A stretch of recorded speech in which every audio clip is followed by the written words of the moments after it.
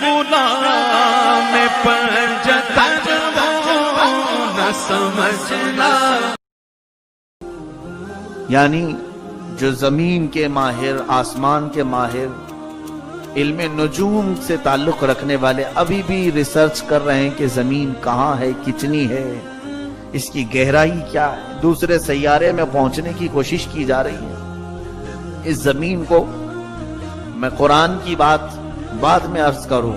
دنیا نے جو اپنی نظروں سے ریسرچ کر کے ہمارے سامنے پیش کیا، ساری دنیا اسی بات کا اقرار کرتی ہے کہ یہ پوری زمین کسی پانی پر بچھائی گئی ہے. یہ زمین پوری پانی پر بچھائی گئی. اس کی بڑی بڑی پرتیں ہیں. پانی پر ایسے بچھائی گئی ہے کہ یہ کبھی ہلتی نہیں. پانی میں تو ہمیشہ جوش ہوتا ہے، ابال ہوتا ہے، پانی ہلتا رہتا ہے. لیکن زمین یہ ساکت و جامد ہے، کبھی ہمیں لے کر کے ہلتی نہیں اور کبھی ڈوبتی نہیں اس پانی کے اندر. ہمارے حوض میں اگر ہم ایک چادر بھی بچھا دیں تو وہ پانی کے اندر چلی جائے بھیگ کر. اور مولا نے اتنی موٹی زمین اور کروڑوں کا بوجھ اس پر اٹھائی ہوئی پانی پر بچھا کر رکھا ہے. کبھی ہچکولے نہیں کھاتی. یہ آیات ہے اللہ کی. یہ تمہیں سوچنے پر مجبور کرتی ہے آخر کس نے بچھایا، کیسے بچھایا.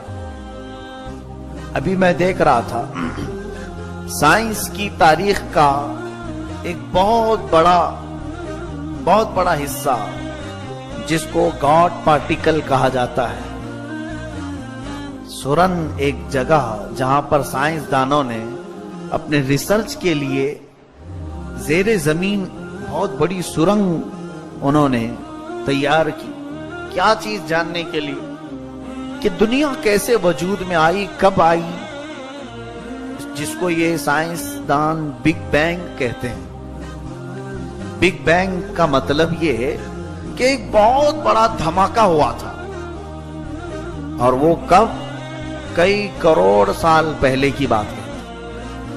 کئی کروڑ سال پہلے ایک بہت بڑا دھماکہ ہوا تھا.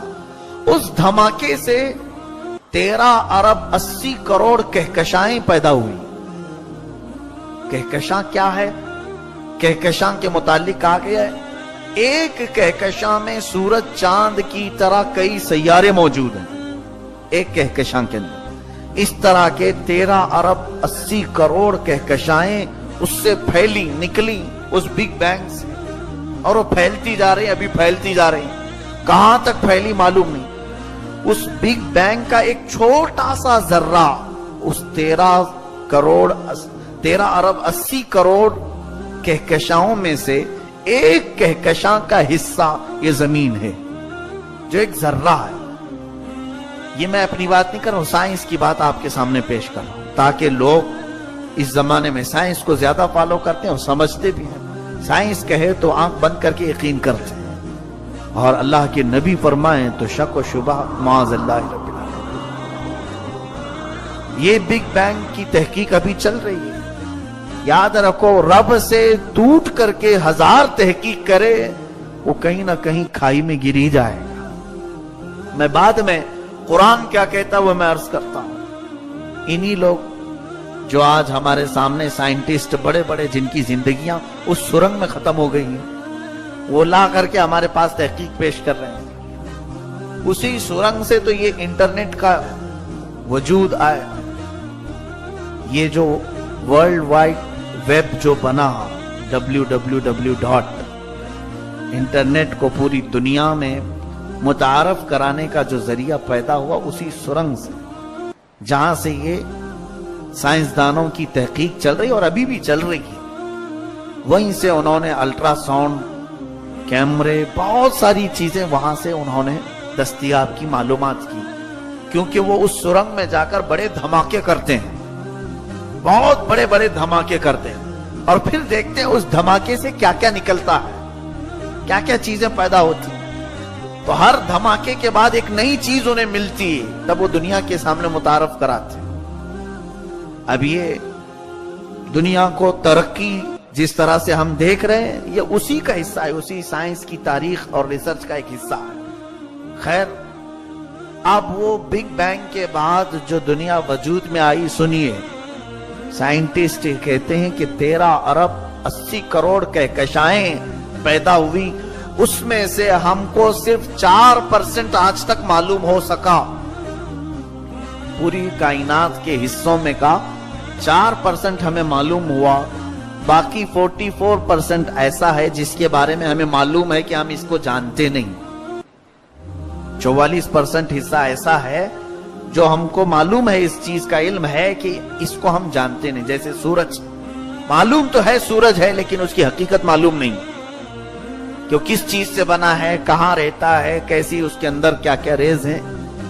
इतना जानते हैं कि है, लेकिन उसकी हकीकत नहीं मालूम। ऐसे 44% चीजें हैं कायनात में, और कहते हैं बाकी 44% ऐसी हैं जिनके बारे में हमें यह भी मालूम नहीं कि हम जानते भी नहीं उसको। यानी कायनात का बहुत हिस्सा अभी बड़े बड़े साइंसदानों की नजर में ही मख्फी है। खैर, मैं यहां पर अर्ज ये करना चाहूंगा कि दुनिया जितनी तहकीक करती जाए, कम से कम उसके ईजाद करने वाले का एक बार भी ख्याल करे तो वो ईमान अल्लाह पर जरूर लेकर आए।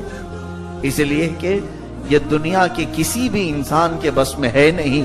मौत और हयात का देना, कायनात का इस तरह वजूद में लाना, सूरज का अपने वक्त पर चलना, चांद का अपने वक्त पर तुलू होना, गुरूब होना, सितारों का आपस में एक दूसरे से न टकराना, ये तमाम चीजें कायनात कैसे संभाल कर चल रही। इनके एतबार से कई करोड़ साल हो गए। क्या कई करोड़ साल? गाड़ियां तुमने बनाई, प्लेन आपने बनाए, ट्रेन आपने बनाए, लेकिन मुझे बताओ इंसानों, तुम्हारी बनाई हुई गाड़ियां हर रोज रास्ते पर कितनी मर्तबा टकराती हैं? कितने एक्सीडेंट होते हैं? 1000 इंस्ट्रक्शन के बावजूद गाड़ियां टकराती हैं या नहीं? बहुत सारी सेफ्टी के बाद क्या ट्रेन अपनी पटरी से नहीं उतरती? 1000 इंतजामात के बाद क्या प्लेन क्रैश नहीं होते? सब कुछ होता है। पानी के जहाज टकराए, इंसानों ने बना करके देखा, चंद सालों में ये चीजें आपस में टकराई। लेकिन साइंसदानों का ही कहना यह है, एक सितारा अगर दूसरे सितारे से टकरा जाए तो उससे इतनी आग पैदा होगी कि दुनिया 7 बार जल जाए। 7 बार जलेगी पूरी दुनिया। एक तारा अगर दूसरे तारे से टकरा जाए, इतनी आग पैदा होगी कि दुनिया को 7 बार खत्म किया जा सकता है। इतनी आग। मुझे बताओ, तुम्हारा ही कहना है कई करोड़ साल से ये निजाम चल रहा है, आखिर वो एक सितारा दूसरे से अब तक टकराए क्यों नहीं? रब ताला फरमाता है, वश्शम्सु तजरी लिमुस्तक़र्रिन लहा ज़ालिक तक़दीरुल अज़ीज़िल अलीम। सूरज अपने मदार पर चल रहा है, इसलिए कि ये इज्जत वाले, इल्म वाले खुदा की बनाए हुए रास्ते हैं। और सितारों के मुतालिक मौला फरमाता, ला उक़सिमु बिमवाक़िइन नुजूम, कसम है उन जगहों की जहां सितारे जाकर छुप जाते हैं। मेरे अजीज, कुरान उनके बारे में सारी इंफॉर्मेशन रखता है। साइंस तो अब तरक्की कर रही है, लेकिन खुदाए रब्बे जुल जलाल, मुझे बताओ 14 सदियां पहले कौन ये जानता था कि सितारे किसी जगह पर जाकर के छुपते हैं, जिसको डार्क स्पेस कहा जाता है आज के दौर में। यानी एक सितारा, एक तारा जब पुराना होता है, डार्क होल, जहां ये तारे जाकर छुप जाते हैं, खत्म हो जाते हैं। कुछ तारों की जिंदगी खत्म होती जा रही है, करोड़ों तारों में एक एक तारा खत्म होता जा रहा है, और कुछ तारे करीब आते जा रहे हैं। दुनिया अभी साइंस परेशान है कि ये तारों का करीब आना हमारे लिए बहुत डेंजर है। इनके दरमियान जो डिस्टेंस है ये कम नहीं होना चाहिए। चांद सूरज से करीब नहीं आ सकता, एक तारा दूसरे तारे से करीब आ नहीं सकता। अगर आ जाए तो साइंस खुद कहती है कि ये पूरा बहुत बड़ा धमाका होगा जिससे दुनिया जलकर राख हो जाएगी। और रब ताला कुरान में फरमाता है, इदश शम्सु कुव्विरत व इदन नुजूमुन कदरत। याद करो जब सूरज को फाड़ दिया जाएगा और तारों को टकरा दिया जाएगा। कुरान में तारों को टकरा दिया जाएगा। व इदल जिबालु सुय्यिरत, और पहाड़ों को उड़ा दिया जाएगा। ये कयामत के अलामात मेरा रब फरमाता है, जिस दिन कयामत आएगी सूरज फट जाएगा, चांद बिखर जाएगा और तारे एक दूसरे से टकराएंगे। वही तो कयामत है। साइंस अब कह रही है कि ये तारों का डिस्टेंस कम होते जा रहा है, ये करीब आते जा रहे हैं, हम कुछ ना कुछ कोशिश करके इन्हें दूर ही रखें। नहीं मेरे अजीजों, मौला का बनाया हुआ निजाम वो होकर रहेगा। कुरान जब 14 सदियां पहले ये कह चुका कि सूरज फट जाएगा और चांद तारे करीब आकर के टकरा जाएंगे, तुम ये क्यों नहीं सोचते उन 14 सदियों पहले अरब की जहालत के जमाने में कौन तारों को जानता था? कौन सा साइंटिस्ट था जो जाकर देखा था?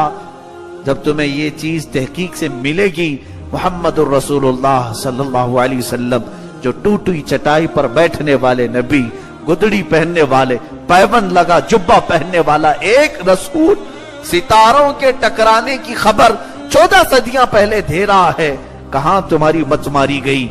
इस बात का यकीन क्यों नहीं करते कि अल्लाह की सच्ची किताब है? वो रब जो बनाया है उसने खुद खबर दी है कि ऐसा होकर रहेगा। इसलिए